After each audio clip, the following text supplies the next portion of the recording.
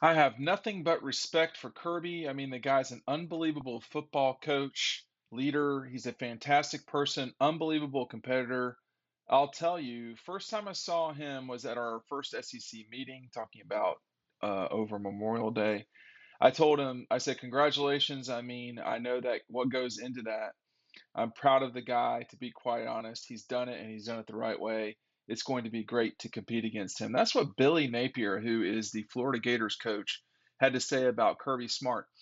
Billy and Kirby were together a couple of times at Alabama. Um, in 2011, Napier was an analyst at Alabama, and then he was the receivers coach in 13, 14, and 15 while Kirby was there. Of course, Kirby left for Georgia in 16. Billy Napier really made his move. I don't know what to call it. Made his made his move at Clemson and in South Carolina. Generally speaking, he was the South Carolina State quarterbacks coach in the middle part of the 2000s over in Orangeburg, and then he went to work for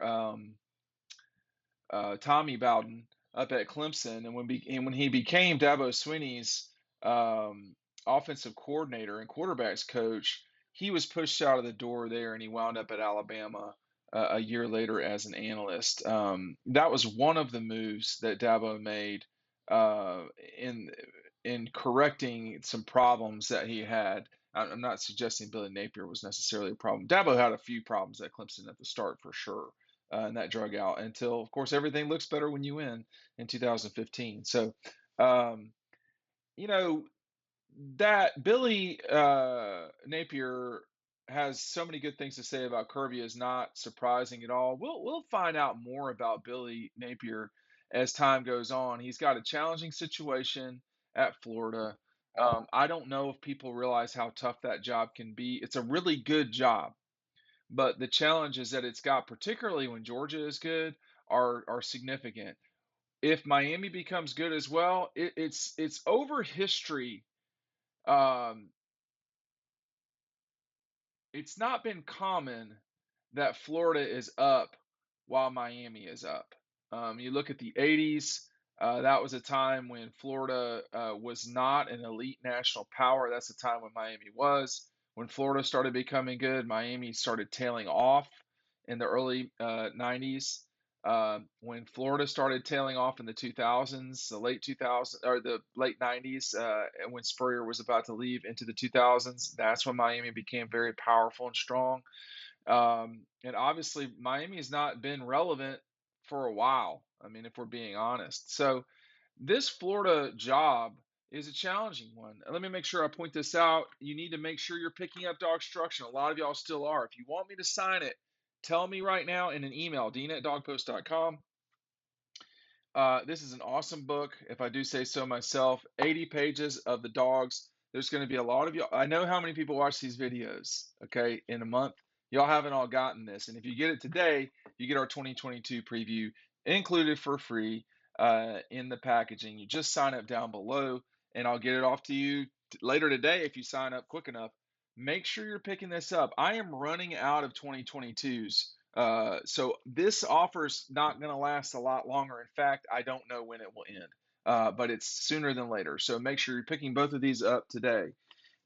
I had I mean, obviously, doing what I've done for such a long time, you meet a lot of people around the league. And I was talking with someone I've known for a long time that's covered the Gators, and their take on it is that Florida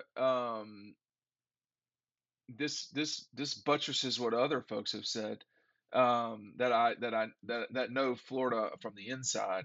That Florida is going to have to get serious about winning, and that right now they just don't. They're not being serious about winning in a way that Georgia and Alabama are. And when I said that to the person, they said, "Oh, I mean, I know." They're not going to win at that level. So that's something that Billy Napier is going to have to change.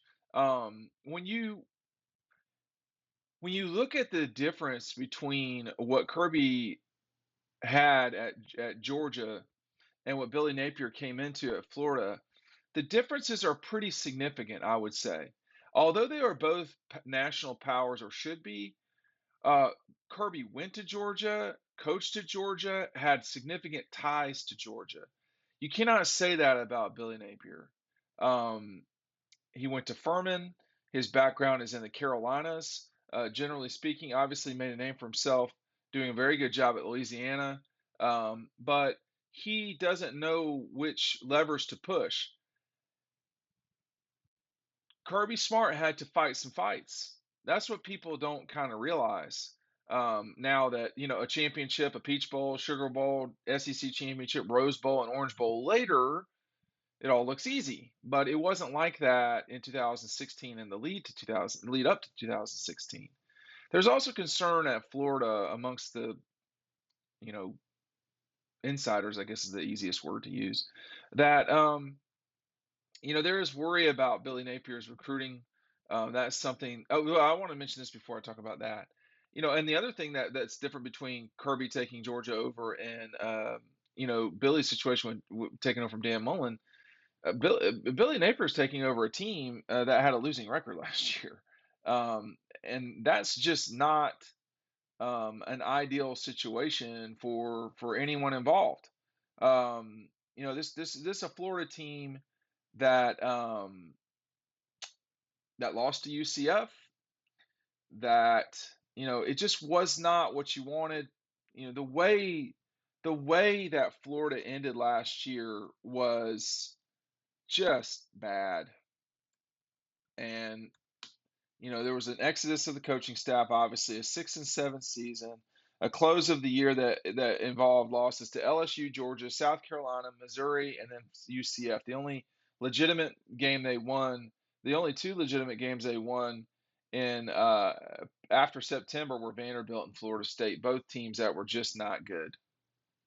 So, Kirby, when Kirby came on, his the program he was taking over had a 10-win season and just won their bowl game, beating Penn State, if that matters. I mean, James Franklin's a joke, but um, these two are not the same, and the situations are not the same. Now Napier will have to come in and get Scott Strickland, the athletic director, to get the powers that be to really, you know, make Florida move forward, and they're not. I mean, they're still in a very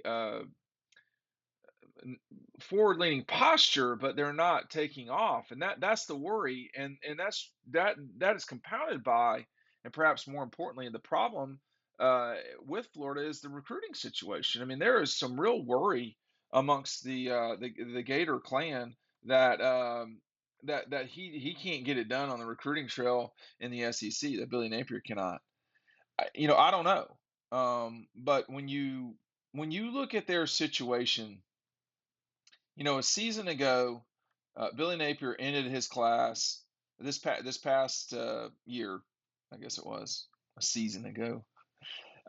They were the seventh best team in recruiting a year ago, consensus wise. So that's behind Kentucky and Missouri. Now, your first year, I think Kirby was 12th nationally. That's not going to work, being seventh in the SEC. This season, and we're not there yet, the Florida Gators are 17th right now. They've got 13 commitments. They do not have a five-star kid.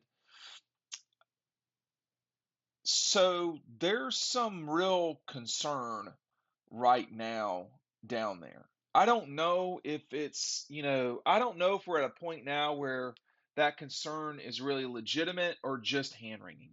I can't know that.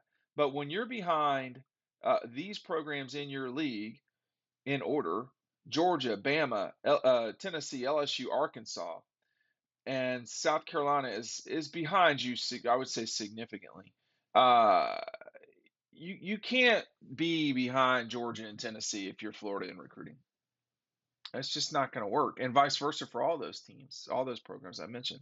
Georgia is significantly in front of both Florida and the Vols. But Tennessee has a marquee player coming in that they can rally around and all this stuff. No one player makes a program. Talk about that a lot. But I think Billy's situation is a tricky one. There are some people that I know that know him that think that he is in good position and can get the job done down there. My worry, and they acknowledge this. My worry is the institution. My worry is Florida. My worry for him is that Florida is not getting behind athletics like it once did. They just don't seem to be. Now, in the big sports for sure. I mean, it's lost their they are just now going through this is Scott Strickland's third football coach in 5 years. That's not good.